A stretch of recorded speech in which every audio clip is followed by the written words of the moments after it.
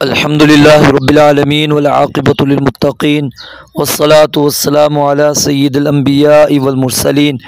أعوذ بالله السميع العليم من الشيطان الرجيم من همزه ونفخه ونفثه. بسم الله الرحمن الرحيم. وما كان لمؤمن ولا مؤمنة وما كان اور کبھی بھی حق نہیں ہے لمؤمن کسی مومن مرد کے لیے ولا مؤمنۃ اور نہ ہی کسی مومن عورت کے لیے اذا جب قضى اللہ تعالی فیصلہ کر لے ورسولہ اور اس کا رسول امراً کسی معاملے کا ان یکون یہ کہ ہو لہم ان کے لیے الخیارۃ اختیار من امرہم ان کے معاملے میں ومن یعص اللہ اور جو کوئی نافرمانی کرے اللہ تعالیٰ کی ورسولہ اور اس کے رسول علیہ الصلاۃ والسلام کی فقد ضل پس یقیناً وہ گمراہ ہو گیا وہ بھٹک گیا ضلالا مبینا واضح گمراہ ہونا۔ اس آیت مبارکہ کا بعض مفسرین نے شان نزول نقل کیا ہے اور وہ شان نزول سند کے اعتبار سے ثابت نہیں ہے، اور اس کے بیان کرنے کا مقصد بھی صرف یہی ہے کہ اگر ہم کسی تفسیر کے اندر اس آیت کا شان نزول اگر یہ پڑھ لیں تو ہمیں یہ بات ذہن نشین ہو جائے کہ یہ ثابت نہیں ہے، سند کے اعتبار سے ضعیف ہے۔ امام طبری امام ابن کثیر رحمۃ اللہ علیہ نے اس شان نزول کے متعلق دو روایات نقل کی ہیں اور دونوں کی دونوں روایات ضعیف ہیں، اور اس کے اندر راوی ہے عبداللہ ابن لہیعہ۔ یہ دونوں قسم کی روایات کے اندر موجود ہے، تو اس لیے یہ شان نزول جو ابھی میں بیان آپ کو کرنے لگا ہوں یہ سند کے اعتبار سے ثابت نہیں ہے۔ شان نزول کیا لکھا ہوتا ہے کہ نبی علیہ الصلاۃ والسلام نے اپنی پھوپھی امیمہ بنت عبد المطلب کی بیٹی زینب بنت جحش رضی اللہ تعالی عنہا کو اپنے متبنہ اور آزاد کردہ غلام سیدنا زید بن حارثہ رضی اللہ تعالی عنہ کے ساتھ نکاح کے لیے کہا، تو انہوں نے یہ کہہ کر نکاح کا انکار کر دیا کہ میں حسب میں اس سے بہتر ہوں، میرا تعلق قریش سے ہے اور یہ ایک آزاد کردہ غلام ہے۔ تو اس پر یہ آیت مبارکہ اتری تو وہ نکاح پر پھر رضامند ہو گئیں اور نبی علیہ الصلاۃ والسلام نے سیدنا زید رضی اللہ تعالی عنہ کے ساتھ ان کا نکاح کر دیا۔ لیکن یہ بات کیا ہے، درست نہیں ہے۔ پہلی چیز کیا ہے کہ زینب رضی اللہ تعالی عنہ کا نکاح زید رضی اللہ تعالی عنہ سے ہجرت کے بعد ہوا تھا، یہ کوئی یقینی بات نہیں ہے، کیونکہ یہ صورت کیا ہے، مدنی ہے، اور صحیح بات یہ ہے کہ یہ نکاح ہجرت سے پہلے مکہ میں ہی ہو چکا تھا۔ اور جہاں تک یہ تعلق ہے مقاتل بن حیان کے قول کا کہ زینب رضی اللہ تعالیٰ عنہ سیدنا زید رضی اللہ تعالیٰ عنہ کے نکاح میں 1 سال کے قریب رہیں، تو یہ بات بھی کیا ہے، ثابت نہیں ہے، کیونکہ شریعت کی روح سے بھی اگر اس اصول کو ہم دیکھیں تو یہ بات ہمیں سمجھ میں آئے گی کہ نکاح کرنا ایک شرعی حکم ہے، لیکن نبی مکرم صلی اللہ علیہ وآلہ وسلم کسی خاص عورت کو کسی خاص مرد سے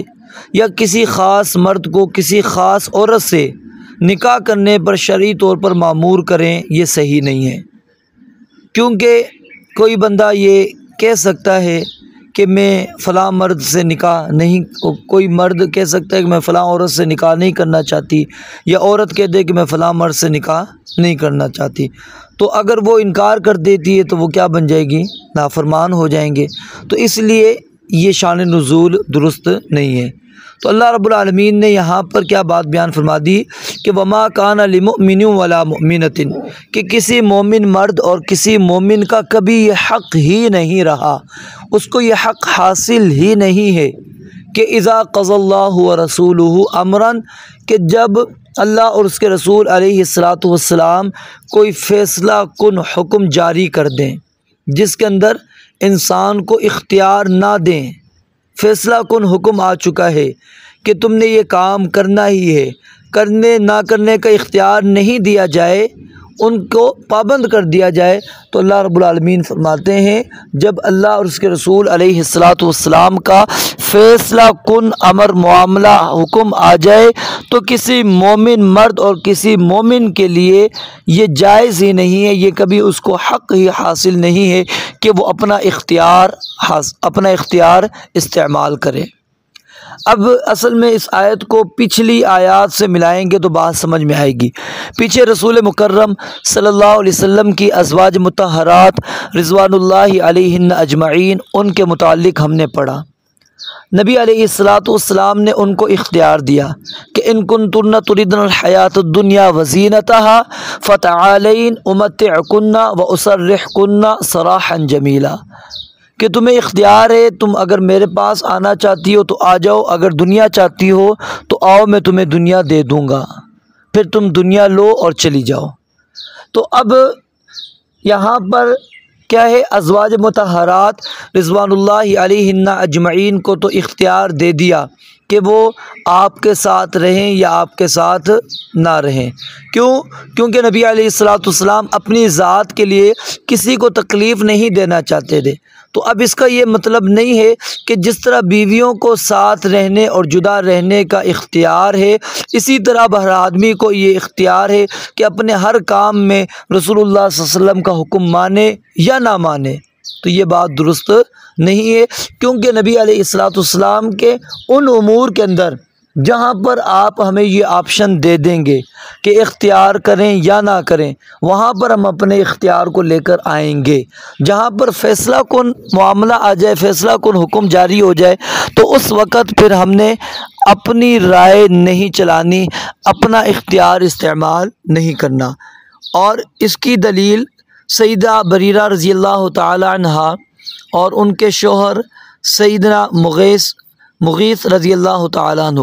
اب یہ دونوں کے دونوں غلام تھے۔ شریعت کا اصول ہے کہ جب عورت اگر پہلے آزاد ہو جاتی ہے تو اس کو اختیار ہے، وہ چاہے تو اپنے خاوند سے تعلق ختم کر لے، نکاح ختم کر لے، اور چاہے تو تعلق برقرار رکھے۔ لیکن اگر مرد پہلے آزاد ہو جاتا ہے تو پھر عورت کا یہ اختیار نہیں رہتا۔ تو اب یہاں پر کیا ہے، سیدہ بریرہ رضی اللہ تعالیٰ عنہ کو سیدہ عائشہ رضی اللہ تعالیٰ عنہ نے ان کی قیمت ادا کی اور وہ پہلے آزاد ہو گئیں۔ اس کے بعد مغیث وہ بھی آزاد ہو گئے۔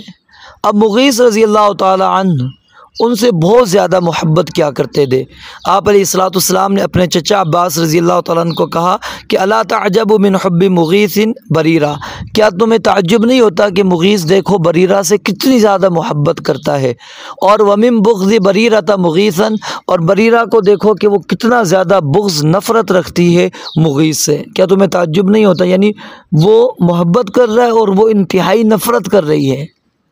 تو نبی علیہ الصلاۃ والسلام نے جب یہ معاملہ دیکھا تو سیدہ بریرہ رضی اللہ تعالیٰ عنہ کو کہا کہ کاش کہ آپ اس کی طرف رجوع کر لیتی، چلے جاتی۔ تو نبی علیہ الصلاۃ والسلام سے سیدہ بریرہ رضی اللہ تعالیٰ عنہ نے کہا کہ یا رسول اللہ، کیا آپ مجھے حکم دے رہے ہیں کہ میں اس کی طرف چلی جاؤں واپس؟ آپ نے فرمایا کہ انما انا اشفع، میں سفارش کر رہا ہوں۔ تو اس نے کہا فلا حاجت لی فیہ، تو پھر مجھے اس میں کوئی ضرورت نہیں۔ تو یہاں سے یہ بات ثابت ہو گئی کہ جہاں پر نبی علیہ الصلاۃ والسلام اختیار دے دیں گے،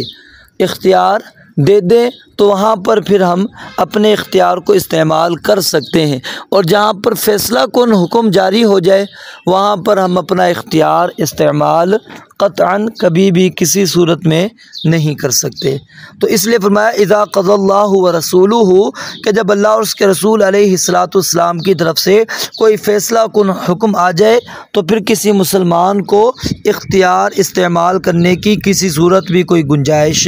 نہیں ہے، اس کو حق ہی نہیں پہنچتا کہ وہ اپنا حق استعمال کرے۔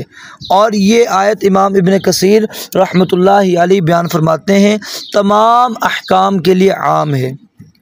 اور اللہ اور اس کے رسول جب کسی چیز کا فیصلہ کر دیں تو کسی کے لیے اس کی ممانعت جائز یا ماننے یا نہ ماننے کا اختیار باقی نہیں رہتا۔ تو پھر ہم اپنی رائے کو لے کر آئیں یا اپنی قیاس کو لے کر آئیں، اس کی کوئی حیثیت نہیں۔ اور اس کے اندر ایک اور واقعہ دیکھیں، یہ دنیاوی معاملہ ہے، بظاہر دنیاوی معاملہ، لیکن اللہ کے نبی علیہ الصلوۃ والسلام کا فیصلہ آ چکا تھا، اور وہ کیا ہے کہ پانی زمین کو لگانے کا معاملہ ہے۔ فلا وربک لا یؤمنون حتی یحکموک فیما شجر بینہم ثم لا یجدوا فی انفسہم حرجا مما قضیت۔ شان نزول آپ پڑھ سکتے ہیں، میں صرف اشارتاً بات کرتا ہوں۔ نبی علیہ الصلوۃ والسلام نے کہا کہ جی آپ جو ہے زبیر رضی اللہ تعالیٰ عنہ کو کہ پہلے اپنے کھیت کو اچھی طرح کو پانی پلا دیں، پھر پانی اپنے اس انصاری کے لیے چھوڑ دیں۔ تو اس نے کہا کہ یہ تو آپ نے فیصلہ اس لیے کیا ہے کہ یہ آپ کا عزیز ہے، آپ کا قریبی رشتہ دار ہے۔ تو پھر نبی علیہ الصلوۃ والسلام نے کہا کہ اچھی طرح اپنی زمین کو پانی لگاؤ، جب تک اوپر فل نہیں ہو جاتی اس وقت تک تم نے پانی چھوڑنا نہیں ہے، اس کے بعد پانی چھوڑنا ہے۔ تو اللہ تعالیٰ نے وہ آیت اتار دی جو میں نے آپ کے سامنے پڑھی کہ وہ بندہ مومن ہی نہیں ہو سکتا، آپ کے رب کی قسم ہے، حتیٰ یحکموک فیما شجر بینہم، جب تک کہ وہ آپ کو حاکم تسلیم نہ کر لیں، فیصل تسلیم نہ کر لیں، جس کے اندر وہ اختلاف، وہ جھگڑا لے کر آپ کے پاس آئے اور آپ نے ان کا فیصلہ کر دیا۔ تو یعنی جہاں پر آپ کا فیصلہ کن امر آ جائے گا، حکم آ جائے گا، وہ چاہے پھر دنیاوی معاملہ بھی ہو، اس کے اندر کسی بندے کو پھر اختیار حاصل نہیں ہے، اس کا اختیار ختم ہو جاتا ہے۔ تو اس لیے ہمیں اس چیز کو سمجھنا چاہیے کہ جہاں پر اللہ اور اس کے رسول علیہ الصلوۃ والسلام کا فیصلہ کن حکم ہے، وہاں پر ہمارا اختیار نہیں ہے۔ جہاں پر اختیار شریعت خود ہمیں دے دیتی ہے تو وہاں پر ہم اپنے اختیار کو استعمال کر سکتے ہیں۔ اور آگے فرمایا وَمَن يَعْصِ اللَّهَ وَرَسُولَهُ، کہ جو بندہ اللہ اور اس کے رسول علیہ الصلوۃ والسلام کی نافرمانی کرے گا، اس کے لیے شدید وعید کیا ہے کہ فقد ضل ضلالا بعیدا، وہ بندہ واضح گمراہی کے اندر چلا گیا۔ اور پھر سورہ نور کی آیات کو اگر ہم دیکھتے ہیں تو اس کے اندر اللہ رب العالمین کیا فرماتے ہیں کہ ان تصیبہم فتنہ او یصیبہم عذاب علیم، کہ وہ فتنے کے اندر مبتلا ہو جائے یا پھر دردناک عذاب کے اندر وہ بندہ چلا جائے۔ تو اس لیے ہمیں اللہ اور اس کے رسول علیہ الصلوۃ والسلام کی نافرمانی سے حتی الامکان اپنے آپ کو بچانے کی مکمل کوشش کرنی ہے کہ ہم اللہ اور اس کے رسول علیہ الصلوۃ والسلام کی نافرمانی نہ کریں۔ اور اگر کہیں پر اللہ اور اس کے رسول علیہ الصلوۃ والسلام کا فیصلہ آ جائے، پھر ہم اپنی رائے کو، اپنے قیاس کو، اپنے امام کو، اپنے مجتہد کو، اپنے فتوے کو، اپنی رائے کو مقدم نہیں رکھنا چاہیے۔ ہم ان تمام چیزوں کو ترک کر دیں اور اللہ اور اس کے رسول علیہ الصلوۃ والسلام کے فیصلے پر عمل کرنے والے ہوں۔ رب العالمین سے دعا ہے اللہ تعالیٰ مجھے اور آپ کو عمل کرنے کی توفیق عطا فرمائے۔ وآخر دعوانا ان الحمد للہ رب العالمین۔